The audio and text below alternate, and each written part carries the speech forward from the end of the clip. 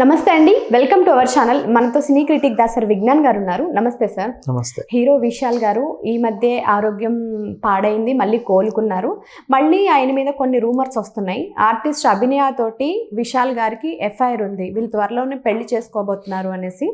అసలు ఇందులో నిజమెంత ఉంది? అభినయ గారు ఏం చెప్పారు? కాదు, ఈ మధ్య విశాల్ ఏం చేశాడని ఎందుకు ఆయన మీద పడుతున్నారు అందరూ?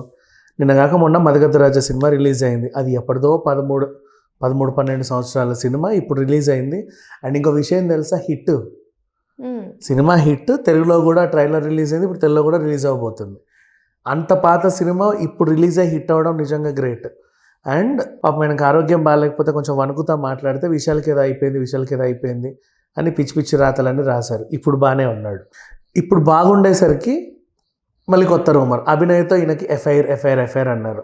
ఇంకా చూసింది అభినయ్ బయటకు వచ్చింది. పాపం అభినయ్తోనే అంటగట్టారు చూడు. ఎందుకు చెప్పనా, ఆ పిల్ల మాట్లాడలేదు, తనకి చెవుడు. అంటే ఎవరెవరితో వీళ్ళు రంక్ అంటగడుతున్నారు తెలుసా? కనీసం చెప్పుకోలేని వాళ్ళు, నేను కాదు అని. మొత్తానికైతే తన స్టేట్మెంట్ ఇచ్చింది.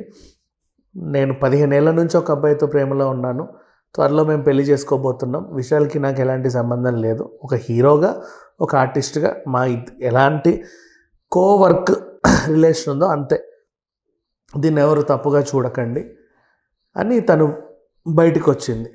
నోరులేని అమ్మాయిని కూడా ఇట్లాంటి వాటిల్లో ఇరికిస్తున్నారు చూడు. వీళ్ళని ఏమనాలో అర్థం కావట్లా.